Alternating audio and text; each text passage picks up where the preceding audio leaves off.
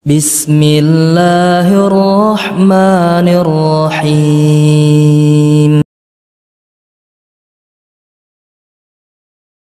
Semua para nabi mengawali dakwahnya dengan dakwah tauhid. Ikhwani fillah rahimani wa rahimakumullah. Tentu pertanyaannya, kenapa seluruh dakwah para nabi berawal dari tauhid? Karena sungguh bahwa akar problematika sehingga mereka melakukan penyimpangan dengan segala macam bentuk penyimpangan itu, akarnya adalah karena mereka tidak mengagungkan Allah Subhanahu wa taala. Dan itulah jawaban Nabiullah Nuh atau komentar Nabiullah Nuh ketika mengatakan kepada kaumnya, malakum la tarjuna lillahi waqara. Kalian memang orang-orang yang tidak mengagungkan Allah dengan sebenar-benar pengagungan. Seandainya para tiran mereka mengagungkan Allah Subhanahu wa taala, maka mereka tidak akan sombong dengan kekuasaannya. Seandainya orang-orang yang mereka curang dalam jual beli mereka, dalam perilaku ekonomi mereka, mereka mengagungkan Allah, maka mereka tidak akan curang dalam melakukan yaitu perilaku bisnis atau ekonomi yang mereka jalankan. Seandainya orang-orang yang mereka bermaksiat, mereka mengagungkan Allah, maka sungguh mereka tidak akan bermaksiat kepada Allah Subhanahu wa taala. Semua penyimpangan yang terjadi disebabkan karena mereka tidak mengagungkan Allah dengan pengagungan yang sebenarnya. Ikhwani fillah rahimani wa rahimakumullah. Semua para nabi mengawali dakwahnya dengan yaitu mengajarkan tauhid kepada umat, karena inilah asas perbaikan dan syirik yang ada di hati manusia. Itulah yang merupakan akar kerusakan yang terjadi di tengah-tengah kehidupan. Ikhwati billah rahimani wa rahimakumullah. Demikian juga perhatikan, ada enggak nabi yang dakwahnya sampai mereka mendirikan khilafah? Ada enggak? Ada enggak nabi yang sampai dakwahnya sampai berdirinya khilafah atau mereka sempat mendirikan daulah? Ada enggak? Saya tanya lagi, ada enggak nabi yang dalam perjalanan dakwahnya sampai mereka menegakkan daulah? Ada enggak? Ada enggak? Ada. Ada enggak? Oh, ada, pertanyaan ada atau enggak gitu aja. Ada. Ada. Nabi yang raja seperti Nabiullah Sulaiman, Nabiullah Muhammad SAW juga Allah berikan kesempatan memiliki daulah Madinah. Sekarang pertanyaannya, ada enggak nabi yang mereka sempat tidak mendirikan daulah? Ada enggak nabi yang dakwahnya sampai tidak sempat mendirikan daulah, atau mereka tidak sampai pada mendirikan daulah? Ada enggak? Banyak. Kemudian ada enggak nabi yang baik yang mendirikan daulah atau yang tidak mendirikan daulah, yang dakwah mereka meninggalkan tauhid? Ada enggak? Tidak ada. Maka apapun problemnya dan apapun target yang akan mereka capai, maka sungguh dakwah tauhid adalah pilihan pertama dan utama yang tidak boleh ditinggalkan, karena ini merupakan pokok yang mendasari semua yang lain-lainnya. Ikhwani fillah rahimani wa rahimakumullah. Sungguh ini perkara yang layak untuk kita perhatikan, karena kita diantara hidup di zaman fitnah, di mana mereka menganggap dakwah tauhid tidaklah penting. Bahkan sebagian mereka mengatakan dakwah tauhid merupakan dakwah pemecah belah umat. Seandainya Anda diberikan kesempatan untuk menegakkan daulah, akan tapi Anda tidak memperhatikan tauhid, maka sungguh warna syirik akan menjadi warna kehidupan masyarakat. Dan sungguh syirik apabila menjadi warna kehidupan, tidak ada gunanya kebaikan walaupun beratus-ratus gunung kebaikan Anda bangun, karena syirik ibaratnya merupakan nuklir gunung kebaikan. Seandainya Anda punya tumpukan kebaikan sebesar gunung dan itu jumlahnya ratusan kebaikan, ratusan gunung kebaikan, lalu Anda melakukan perbuatan syirik, maka syirik bagikan nuklir kebaikan yang akan meratakan semua kebaikan yang telah dia tumpuk. Khatibillah rahimani wa rahimakumullah. Ini catatan penting yang perlu kita kembali tekankan pada diri kita. Jangan pernah kita meremehkan sedikit pun dakwah tauhid. Lihat Nabiullah Nuh yang kita diperintahkan Allah, fasbir kama sabara ulul asmi minar rusul. Bersabarlah Anda sebagaimana sabarnya ulul asmi dari kalangan para rasul. Ulul asmi itu siapa aja ikhwan? Di antaranya Nuh, Musa, Ibrahim, Isa, Muhammad sallallahu alaihi wasallam. Lihatlah Nabiullah Nuh.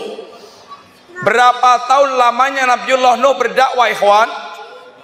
950 tahun. Alfa sanatin illa khamsina aman. Dan Anda perhatikan bagaimana Nuh berdakwah selama 950 tahun.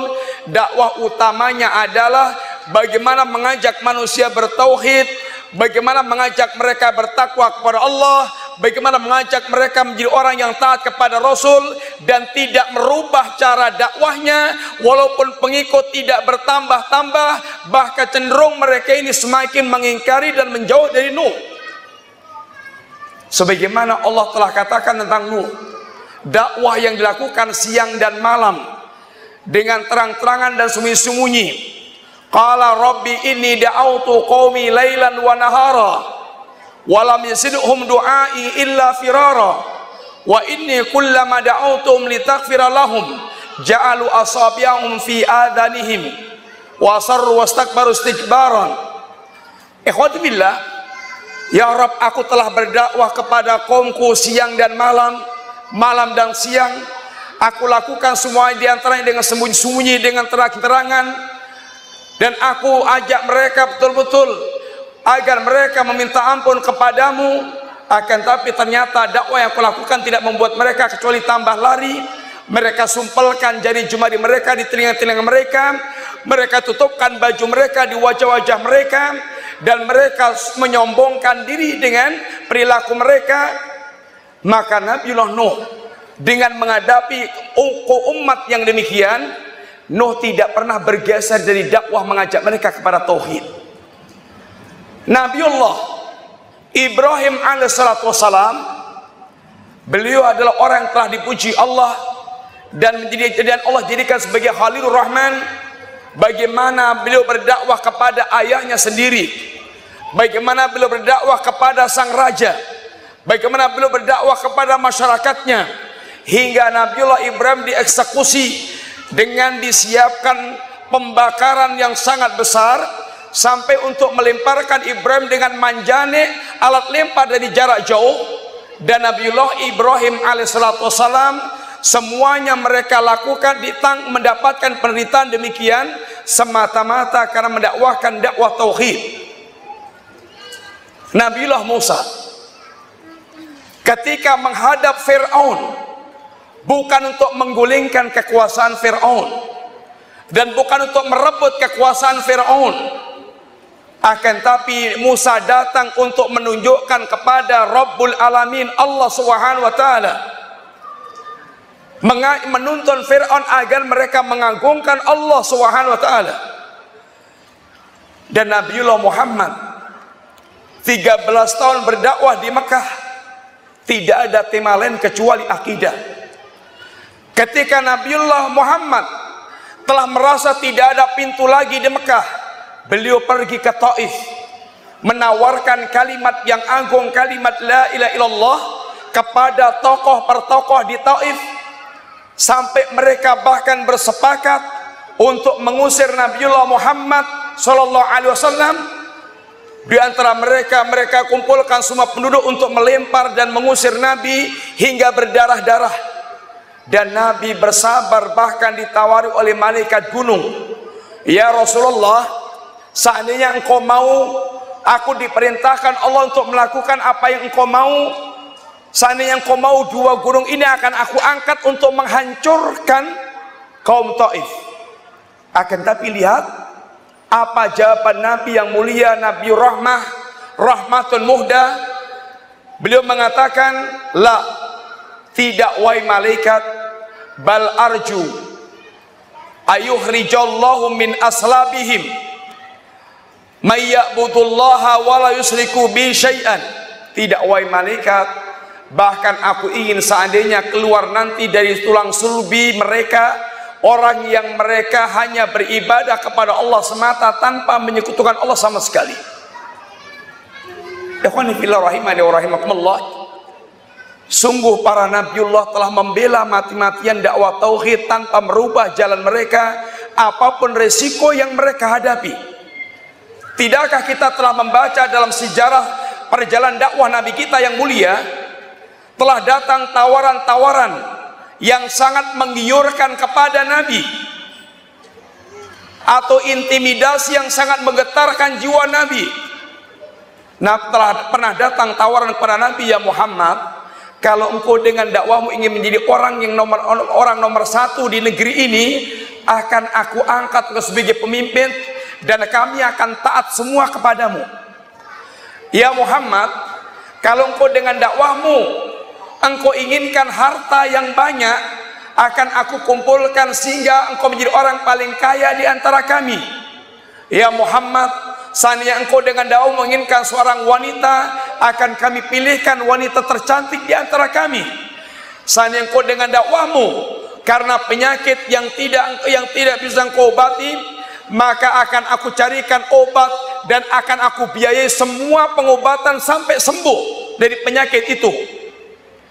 Semua ucapan mereka ditolak oleh Nabi dengan tegas, dan bahkan pernah sampaikan kepada sang paman ketika pamannya didesak agar Nabi mundur dari medan dakwah, mendakwahkan tauhid yang dianggap mencaci maki sembahan-sembahan mereka. Apa kata Nabi? Wallahi, demi Allah wahai paman, la wada'u samsa fi yamini wal qamara fi shimali ala an asruqa hadzal amr. Wahai paman, seandainya mereka meletakkan matahari di tangan kananku dan bulan di tangan kiriku agar aku meninggalkan urusan dakwah ini, sungguh aku tidak akan tinggalkan urusan dakwah sampai Allah memenangkan urusanku atau Allah menghancurkan perkara dakwahku ini. Akhwati billah, maka sungguh ini perkara yang menjadi tuntutan setiap kita untuk menjadikan hak Allah adalah segala-galanya sebelum kita mendakwahkan atau mengutamakan yang lainnya. Karena sungguhnya tauhid merupakan haknya Allah Subhanahu wa taala, hak pertama yang menentukan segala-galanya.